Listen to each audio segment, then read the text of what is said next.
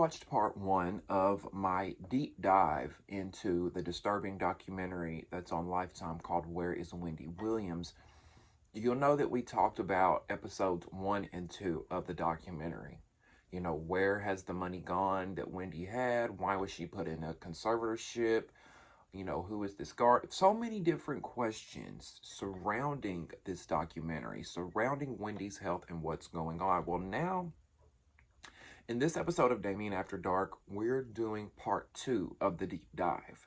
We're going to be exploring episodes 3 and 4 of this documentary, and I'm going to be talking about some key points, some key notes that I made while watching that I wanted to share with you, okay? And you better believe we're going to talk about it.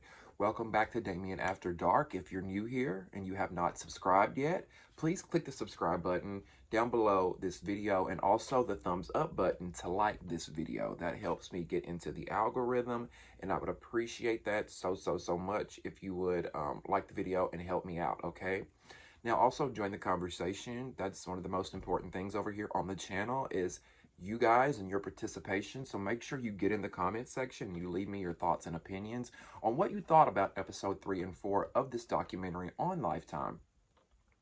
Last but not least, if you would like to join the Damien After Dark movement, in the description box below will be ways that you can donate, options to donate using PayPal, Cash App, Venmo, and Zelle. You can also leave a super chat through YouTube. Just be mindful that YouTube will take 50% of what you donate. I'll also post my Amazon wish list for those that choose to take that route, okay? Thank you guys so much for the love and the support. So let's talk about it. If you watched my deep dive, part one of my deep dive, we talked about a lot of this documentary and how it was disturbing, how it was sad to watch. You know, there's been some people who have been very upset that this documentary even saw the light of day, which I can understand that point of view. You know, I'm also looking at this from a different lens. You know, a lot of people are saying this documentary shouldn't have seen the light of day. We shouldn't have seen Wendy in this position. We should not have seen her this vulnerable. And I completely agree. I think it was a bad look. I think it looks bad on her. But I think there's a silver lining here. I think that this documentary is ultimately going to do more. There's cats fighting under my house.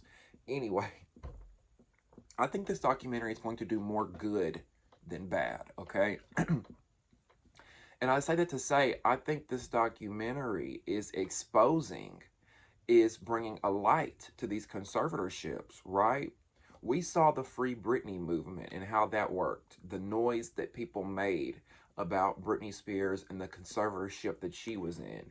It made so much noise that it ultimately went back to court, and the conservatorship was, you know, she was released from her conservatorship. Now, I think the same respect should be given to Wendy. You know, I hope this documentary raises awareness and, you know, waves a red flag that, hey, something shady may be going on over here. And when I say something shady may be going on over here, I think that there's something up with the guardian that has been appointed to Wendy, okay? And we're going to get into that in a second. But first, we need to talk about Wendy's finances, because that's been a big hot topic in this, that's been a big hot topic, no pun intended, in this entire documentary is Wendy's finances, right? Do I think someone needs to be over her finances? Yes. Do I think her family should be over her finances? No. Do I think that her family should be her legal guardian, her physical guardian to watch after her well-being? Yes, I do think that, particularly, you know, her sister and her son. I think if anybody's going to give Wendy the best treatment overall for her well-being, it's going to be her family, her sister, her son, her father, her niece, you know, the people who truly love her and who have been there. Now, I say that I don't think her family should be over her money, only because we have to put ourselves in those situations, right? Let's say Wendy Williams is my aunt, my cousin, my sister, right? And I'm being told to, hey, you're going to be her guardian. and I know that my aunt or whomever has millions and millions of dollars in the bank, I'm going to spend some of her money. Listen, that sounds awful, but it's the truth. Anybody out there saying they wouldn't is a lie. If you're an everyday regular citizen working a 9 to 5 and you have a very, very wealthy family member that needs your help, that needs you to watch after them, you're going to pay yourself, right? Now, I'm not saying you should pay yourself and steal money or take tons of money. No. But this goes back to Kevin Jr. spending $80,000 on Uber Eats, allegedly. This goes back to her son, Kevin Jr., spending over $100,000 on his birthday party, right? Yes, Wendy probably approved those charges. Kevin said that Wendy approved of everything that he bought, right? But how do we know that Wendy was in her sound mind when she was saying, yes, Kevin, go spend $100,000 on your birthday. Yes, Kevin, spend $80,000 on Uber Eats. Now, maybe Wendy let him live like that, right? Maybe she did. But there's also the benefit of the doubt that we have to give that maybe she was also not in her right mind when she was allowing these purchases. And that's where I think the bank came into play. Wells Fargo came into play because maybe they weren't seeing large purchases like this. Maybe Wendy didn't make huge purchases like this, and then all of a sudden they're seeing, oh, she spent $200,000 in 1 month. Well, this is odd. Wait a minute, $80,000 to Uber Eats, $100,000 to this and this and this and this and this, right? It flagged Wells Fargo. A lot of people were mad at Wells Fargo because they froze Wendy's account. They took her money. But I don't think Wells Fargo necessarily did anything wrong nor illegal. I think they took proper protocol when it came to that, but I think it's just also tricky, right? Because you would think that Wendy could just call and say, hey, I authorized these charges, and the bank would unfreeze the card. That's what happens in the real world for you and I, right? If somebody uses our card and they spend an excessive amount of money, and whether we authorized it or not, the bank calls us, they ask us, did you authorize it? Yes, I did. Okay, Mr. Gentry, we'll leave you alone. No, I didn't authorize it. Okay, we're going to shut your account down. We're going to freeze your account. We're going to send you a new card, yada, yada, yada. Y'all understand what I'm saying, right?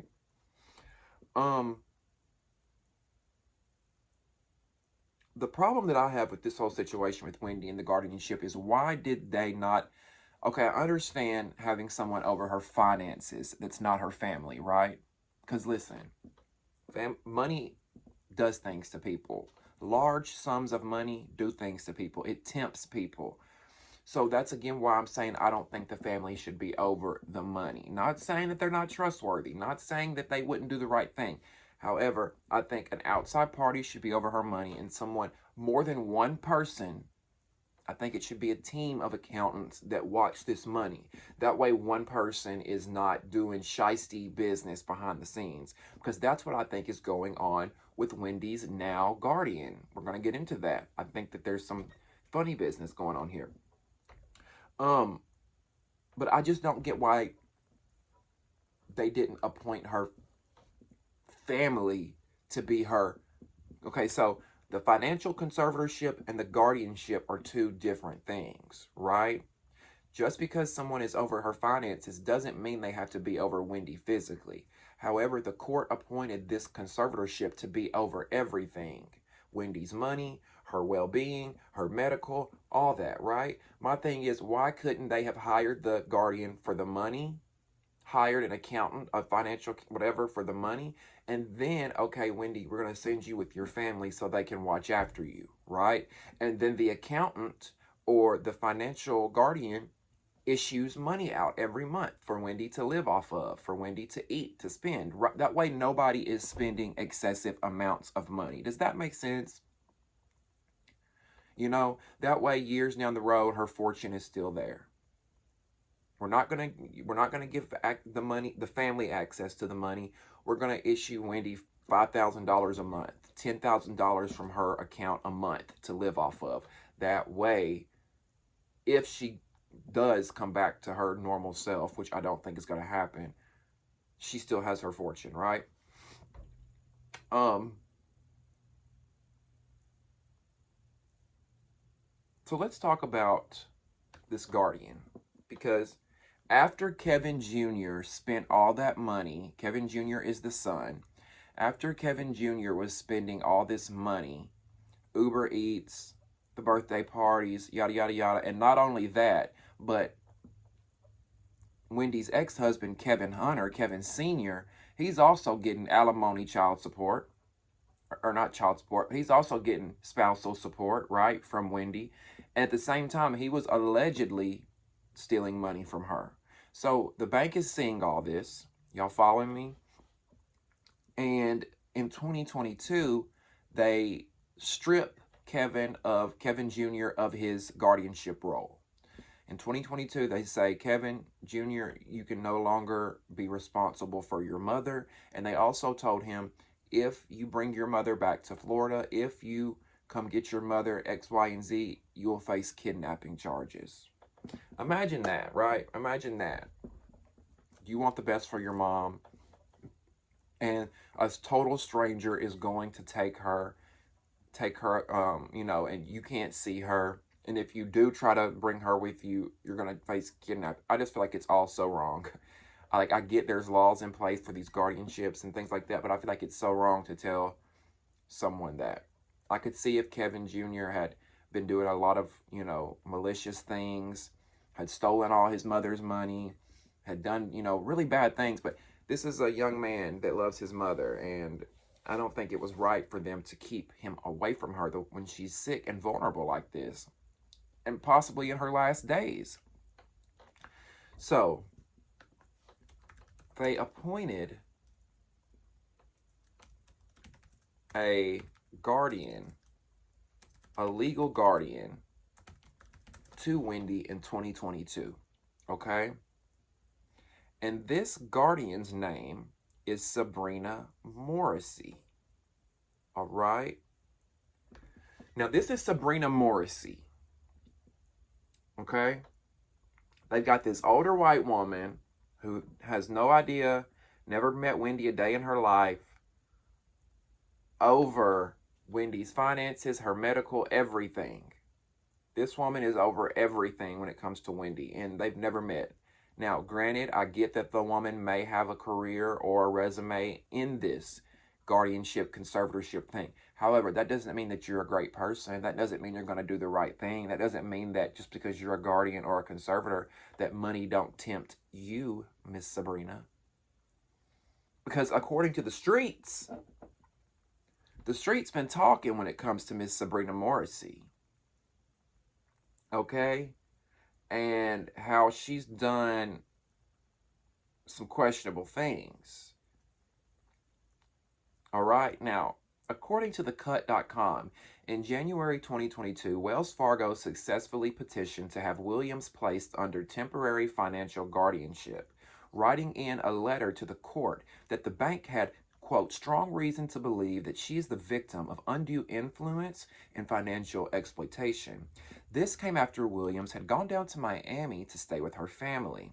In the documentary, Williams' son, Kevin Hunter Jr., says that around that time, her doctors informed him that she was suffering from alcohol-induced dementia. According to Wendy's lawyer, Williams had been trying to switch banks after suspecting misconduct by her financial advisor when Wells Fargo froze her account and filed the petition. So Wendy had been accusing her financial advisor of taking money. Whether it was the financial advisor, whether it was Kevin Sr., Kevin Jr., we don't know. But Wendy herself had suspected that somebody had been taking money from her, right? And if she was dealing with alcohol-induced dementia at that time, obviously she was not able to be on her P's and Q's to really find out where this money was being taken from, right? Because if Wendy had been in her sound mind, it would have been easy for her to, no, wait a minute. Let me see who, dig into it and find out who took the money from her. Now it says that in its letter, Wells Fargo wrote that it was, quote, relying not only on reports of the financial advisor, who has recently witnessed telltale signs of exploitation, including Williams' own expressed apprehensions, but also upon other independent third parties who know the petitioner well and share these concerns. Now, in the documentary, Kevin Jr., who's 23, says he never took any of his mother's money without her consent. He claims that any spending he was doing was all to take care of Williams. He says, quote, "As one can imagine, it's not a cheap lifestyle. The court tried to frame it as though I was making all these charges for my own happiness. My mom has never been a cheap person, whether it be flying her back and forth on private planes or even paying for appointments." And I can believe that. We can believe that Wendy's not a cheap person, right?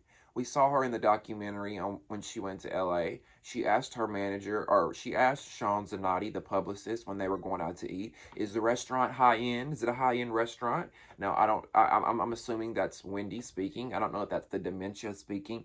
But her son says here that she's not a cheap person, that she took private jets, and things like that. Now, Sabrina Morrissey, this guardian, her identity was public up until recently. She wants her identity sealed, right? She wanted nobody to know who she was. And at first I could understand that, especially if Sabrina is a private person. Okay, I'm taking care of this big celebrity. I don't want my name attached to any of this, yada, yada, yada. But now, Sabrina, I'm looking at you side-eyed, and I'm wondering if you didn't want your name public because of the same reasons that you didn't want the documentary aired. Because here's the thing, Sabrina is suing Lifetime. She's suing Lifetime, the production company, whomever created this documentary, and she sued them before the documentary even aired because she did not want this documentary to see the light of day, which makes you wonder why.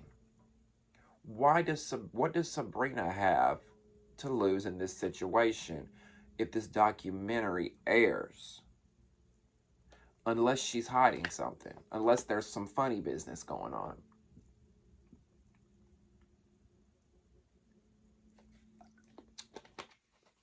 Anyway, last week TMZ revealed that the conservator's identity, which happened to be New York lawyer named Sabrina Morrissey, who specializes in guardianships. Morrissey's identity was revealed after she filed the lawsuit against A&E. The lawsuit is sealed, though TMZ reports that Morrissey was looking for a temporary restraining order, which would have gotten in the way of Lifetime releasing the documentary. It's not clear why exactly Morrissey would be trying to stop the documentary from coming out, but it's not hard to guess. Williams does not seem totally cognizant of her participation in the docuseries 4 episodes and is frequently shown in particularly unflattering ways. Okay, now, I want to tell you guys about the story that I found regarding this guardian, okay? Are y'all ready for this? So this guardian, Sabrina Morrissey, she is accused of robbing a client, okay? She had one of these clients under a conservatorship, and she was allegedly robbing them, and the family sued her for $30 million. Okay, now this is from The Sun. Let me read this to you guys. The U.S. Sun can exclusively reveal that Wendy's guardian, Sabrina Morrissey, her firm Morrissey & Morrissey LLP, and about 10 other attorneys were named as defendants in this lawsuit, okay? I'm sorry, this woman just looks like she can't be trusted. It gives Karen, and I'm not to judge her by her appearance, but I'm doing it and I'm going there. It gives Karen, it gives so many things that I don't even want to say right now, okay? It gives so many things that I don't even want to say right now. Anyway, now Sabrina and other attorneys were accused in this lawsuit of conspiring to perpetuate a baseless guardianship against an individual, Jose Verdugo, in New York, who had won $5.5 million in a personal injury claim. So now, allegedly what this Sabrina woman did, right? And it wasn't just her, it was her and a group of people that allegedly did this. So there was a man in New York, and this man had won a settlement, pretty much. He won a $5.5 million personal injury claim. Now, He got an attorney, yada, yada, yada. But Sabrina, allegedly, and 10 other people involved in this had ended up contacting this man who won this money, right? They got involved with him and his attorneys. They pretty much said, you know, look, in order for him to get this money and have access to all this money, he's going to have to go into this guardianship, this conservatorship, because they had concerns over, you know, his cognitive abilities. They had the same concerns for him that they had for Wendy, right? So come to find out, Sabrina, these attorneys, her law firm, they allegedly get involved with this man, and they end up becoming guardians over him, conservators over him, right? Now I don't know all the little bitty details, but I'm just giving y'all a summary. What it ends up boiling down to is that Sabrina ends up becoming this man's guardian, and over time, they sucked so much money out of him, allegedly, from legal fees of litigation, things like that. So many fees from him, totaling up to over $1 million. $1.1 million is what they're saying. Actually, there's more than that. But they were, you know, using this conservatorship as a guise to get money, a way for them to reap the benefits of what they were doing, allegedly. Now, this is what this man's family is saying, right?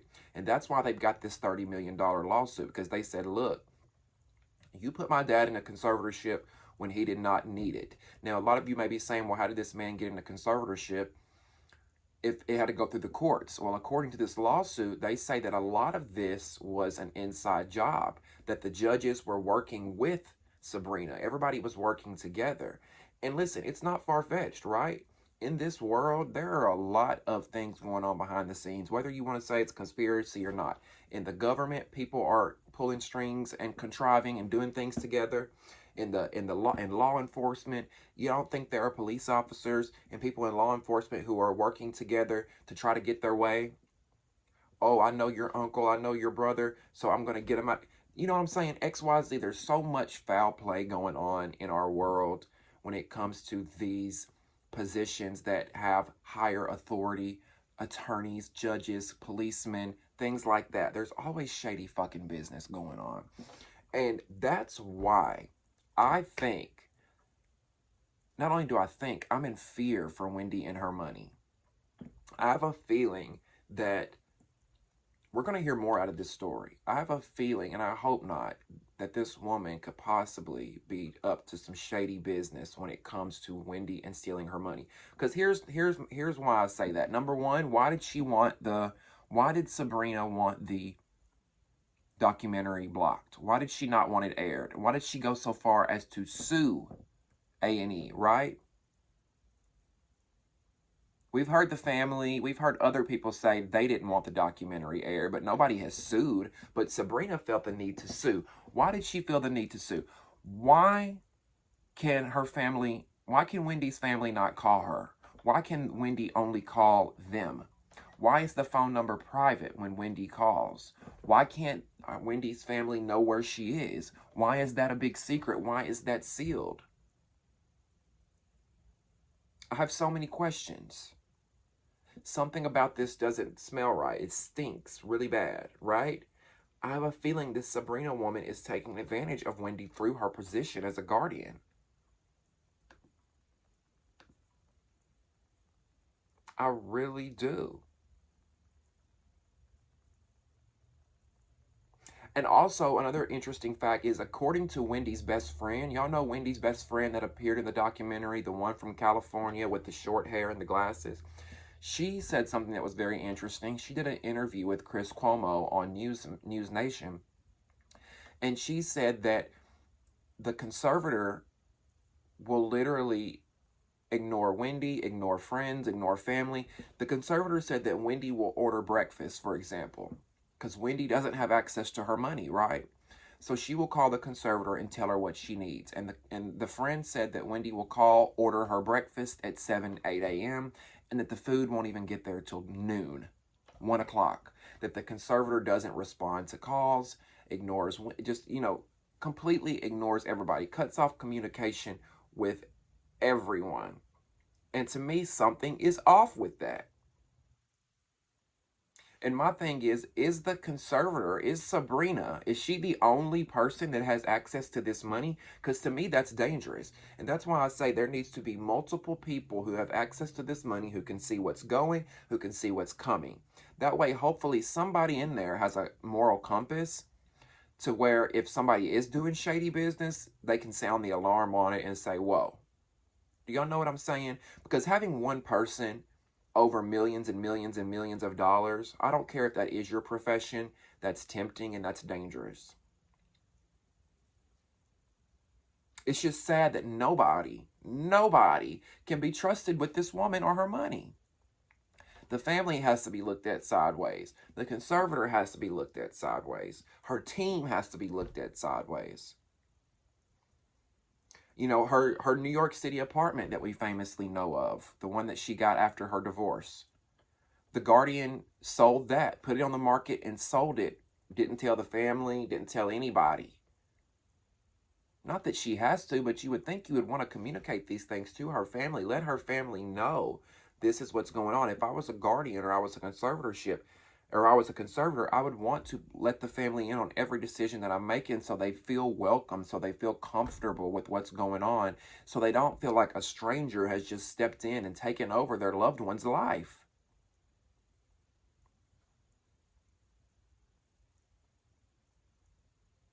Now, there was a professional on the documentary, someone who was an expert in conservatorships and guardianships, and this professional said that 90% of people don't ever get out of the guardianship. And that baffled me, because it's like, what is the end game here? What is the end game here for someone to watch? Oh, what is the incentive to get out of the guardianship, first of all? Because if I'm a guardian, if I'm a conservator, and I'm making, I don't know how much they make, but if I'm making $100,000 a year to watch over this person's stuff, I'm not going to want the conservatorship to end, right? So is there an incentive for these people to come out of these guardianships, for these conservators to step down and try to get their patient, their patient discharged and back to their family? How much are these people getting paid? I want to know how much this Sabrina woman is getting paid to be her guardian. I would love to know that, because that would be very telling. Now, Wanda, Wendy's sister, said that initially when the courts, granted a guardianship over Wendy, they came and met with Wendy's family, the sister, the niece, everyone, and they asked Wendy's sister, Wanda, would you be willing to be the guardian? And Wanda said, yes, I would be. And she said when she told them yes, that after that, a wall went down and there was no communication, which I also find strange and suspect. What happened? Why was the family shut out last minute as being a guardian to this woman, to her sister? So let's talk about Sean Zanotti. Sean Zanotti was the publicist of Wendy that we saw throughout this documentary. And she's been a hot topic surrounding this documentary. She's another one that did not want the documentary to air. And I think because she knows she looks like a villain in this documentary. But as I was watching, I kept trying to give Sean the benefit of the doubt, because I wasn't getting, watching her and through her energy, I wasn't getting that she was this evil person. Now, granted, it looks that way because it does look like that, she's an enabler. It does look like that she was aiding in Wendy's downfall. But we have to remember that at this point, while they're filming this documentary, nobody really knew the severity of what Wendy was going through. They knew that she was not doing her best, but they didn't know that she had dementia, nor was it alcohol-induced dementia, right? I don't think her team knew this at this point. Which, with her having alcohol-induced dementia, that just says that she was drinking a lot, right? And I didn't know that Wendy drank that much. She hid it very well. Her nephew said that she would come home after filming, coming home from work, go in her room, shut the door, and drink, and drink, and drink, and drink until 5 a.m. the next morning. And she hid it so well because she would come to work and you would never be able to tell that she just got plastered the night before. You know, we know that Wendy did the booger sugar back in the day, but I never knew that she drank like that. But, you know, Sean, I feel like Sean knew there was a problem with Wendy. I don't think she knew how bad it was. However, I think she also chose to ignore the signs. Because here's the thing, Sean. In the documentary, you were saying that Wendy's fine. You don't think she has a drinking problem. Oh, yes, she forgets some words here and there. You notice the signs, but I feel like you chose to ignore the signs, Sean, because this was at the expense of your career. You thought, you know, being Wendy's publicist, possibly being her manager and taking Will Selby's job, because you can't tell me, Sean, that you didn't want that man's job. Y'all know the manager, Will. You can't tell me that Sean did not want that job. She says that she wasn't trying to take his job, but she would have easily taken it had the opportunity arose. But it does feel like, Sean, that you're being a little cutthroat as far as looking out for yourself and your career before you did Wendy. I'm just going to be real. Like, you know, she says she didn't think Wendy had a problem with alcohol during the documentary. And I just refuse to believe that, Sean. I refuse to believe that you didn't think she had a problem with alcohol. Watching the documentary, we could see that. You're spending every single day with this woman as her publicist. You're in her apartment with her. And you're telling me you didn't know she had an alcohol problem? You weren't finding the empty liquor bottles like Will was? You weren't finding Wendy passed out in her bed? You didn't notice the signs that she was drinking and that she was belligerently drunk and blacked out? You didn't notice those things? Or was the money blinding you? The money that you were making, was that blinding you? Another thing that Sean did that to me was questionable and that to me made me look at her with a side eye like, what the fuck are you doing? Is the fact that she took Wendy to LA to do that meeting with NBC Universal. Now, for those that didn't watch, in episode 3 or 4, Sean, the publicist, takes Wendy to LA because Wendy wants to go, right? Wendy says, I want to go to LA. Sean sets up this meeting with NBC Universal to pitch a new talk show with Wendy. When Wendy's obviously not herself. That's what was confusing to me.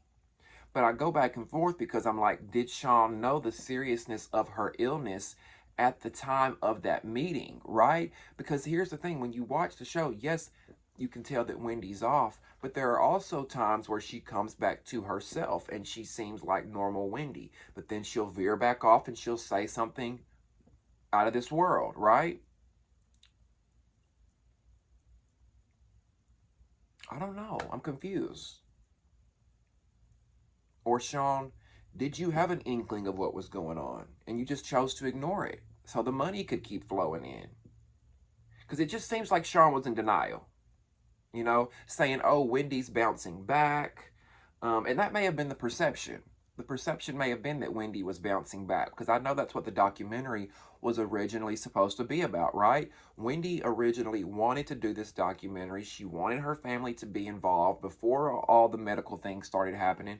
She wanted to do a documentary following her career back into media.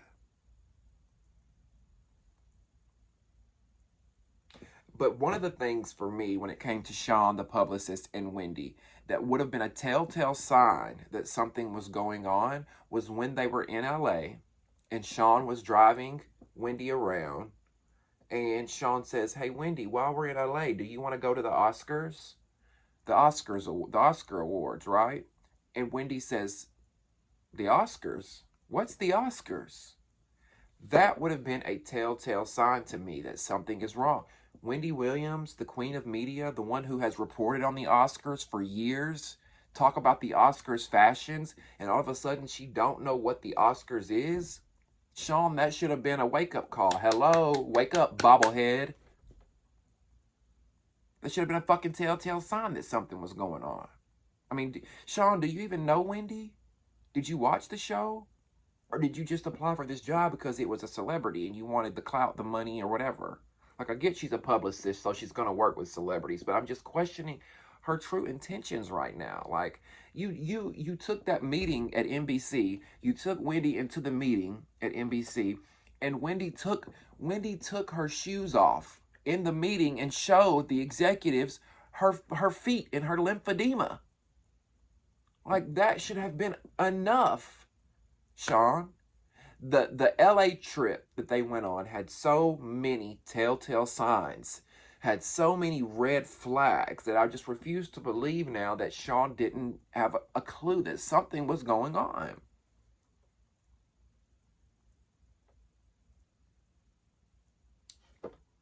Anyway, um, let me try to wrap this up a little bit. There were two moments in the documentary that kind of made me emotional, like made me cry. I'm not gonna even lie to y'all. I'm not gonna sit up here and lie. And one of those moments was when Black China came, or Angela White. We'll refer to her as Angela White since, she wants to be called Angela White now. Um, but that scene with Angela White, aka Black China, that was such a touching scene because one, you can see it was sad because you can clearly see that Wendy was gone. She's not present. She's not there. She has no idea what's going on.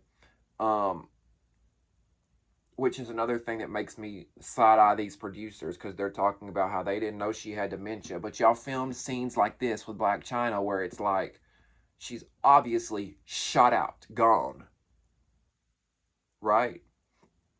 And that's like Wendy with her wig off. We know that Wendy Williams has never taken her wig off. We've never seen her natural hair. That to me would have been a damn red flag. Like, is Wendy okay? She never takes her wig off. What's going on? But what I did love was Black China's humility, her grace, her softness, her approach, the way she came to Wendy as a human being. Because Wendy's talked about Black China in the past, right? But they ended up growing a relationship, and the fact that China came to check on her and is trying to be there for her and be a support system, right? One moment that was funny to me was when China said, "I love you," and Wendy said, um, "So do I." I'm like, see, Wendy is somewhere deep down in there because that's so her. For somebody to say, "I love you," and she says, "So do I." um.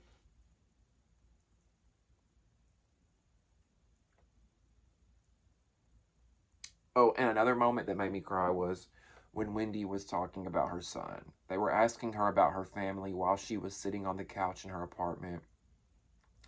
And they brought up her son, and she started crying. And she said, "He's so important to me." And that just like hit me in the heart because I know what that's like to have that mother-son relationship where you really care about your mom or you really care about your son. And it's just like this undenying, unbreakable bond and love that you have. And the fact that she's in this place and that her son possibly may lose her soon, it's gut-wrenching. It's sad. It really is. Um, Now, as far as the manager, Will, I haven't really talked about him much. I think somewhere deep down, Will Selby, the manager, I think he has good intentions. However, I do think he's gotten lost in the fame of it all, filming the documentary, the lights and the cameras and all that shit. Because my thing is, why are you getting into these luxury vehicles and people are opening doors for you? Are you the celebrity? Are you the star of this documentary? That's what's confusing to me. And I know that Will was a jeweler. He was a jeweler before he was Wendy's manager. Um, but it's just like he looks like he's the star of the documentary. All the flashy jewelry and the nice outfits and getting into the blacked out SUVs and the people open the doors for him. I can see why Will is a little suspect in this. Like, do you have the best intentions? I hope he does, and I think that he does deep down. Um,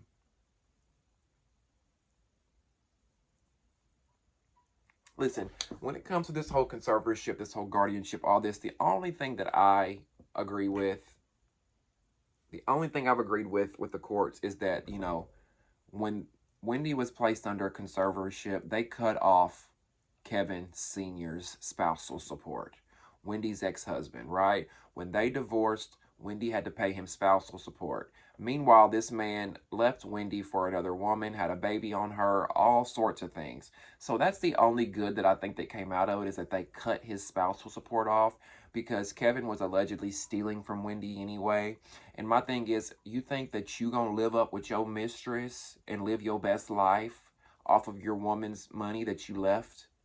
Kevin, you're the reason that Wendy's going through this right now. As if COVID and her losing her mother was not enough, you cheating on her, leaving her for another woman, and having a baby on her was the icing on the motherfucking cake. And you think you're going to sit back and enjoy your life while you rake in her dough? No, sir. I'm in all support of what they did with the spousal support, right? I mean, Wendy at one point was worth $60 million. Not 6 million, 60. And my thing is, where is all this money gone? Now, maybe she's got a lot of it left, but from what they saying is that a lot of this money is gone, and someone needs to be held accountable. Somebody needs to be exposed. How much money does Wendy have left? That's what I want to know. You know what I'm saying? My concern is that after her being stolen from and taken advantage of for so long, my concern is that now this guardian, Sabrina Morrissey, this conservator, Sabrina, is going to steal more money from this woman. I worry for Wendy. I do. Like, this is awful. This is awful. Because my thing is, you know that this happens in guardianships. You can't tell me that out of all the guardianship and conservatorships out there, that these guardians and these conservators are not pocketing $1,000 on a weekend. Oh, my client's worth $60 million. I'm going to go on a $5,000 vacation. That won't look like nothing's happened. They won't be able to see nothing. You know what I'm saying? Like, Sabrina, sis, we watching you. And if this comes out that you're stealing money from our auntie Wendy, we're going to make sure it's not going to be good for you, Sabrina. Let's just say that, okay? Money is the root of all evil, baby. It is. At the end of the day, I got 2 words for y'all before we wrap this up. Free Wendy, okay? Hashtag free Wendy. Somebody needs to start that. We need to keep the same energy for Wendy that we kept for Britney Spears. All right? Same energy. Just saying. Make sure you subscribe to the channel and turn on your post notifications, okay? You don't want to miss a beat. We're always talking juicy hot topics over here. And also, you don't want to miss season 4 of my podcast, Damien After Dark, starting this spring. You don't want to miss it, so turn on your post notifications. Also, click the thumbs up button and like this video, please. It helps me get into the algorithm. I'd appreciate that so much. Join the conversation and let me know what you think about this guardianship. Do y'all think Sabrina is stealing money from Wendy? Do you think the family should be over the money? Do you think Kevin is the one who caused all this? I want to hear all your thoughts and opinions. Let me know everything that you think in the comment section below. And last but not least, if you would like to join the Damien After Dark movement, you can donate to the channel. In the description box below will be ways that you can donate using PayPal, Cash App, Venmo, and Zelle. I'll also post my Amazon wish list there. And don't forget that you can also use Super Chats. Super Chats are YouTube's way of you tipping us creators. Just be mindful that when you tip us through Super Chats, YouTube will take 50% of the money you send us. Thank you guys so much for watching another episode, and we'll see you next time on Damien After Dark. See ya.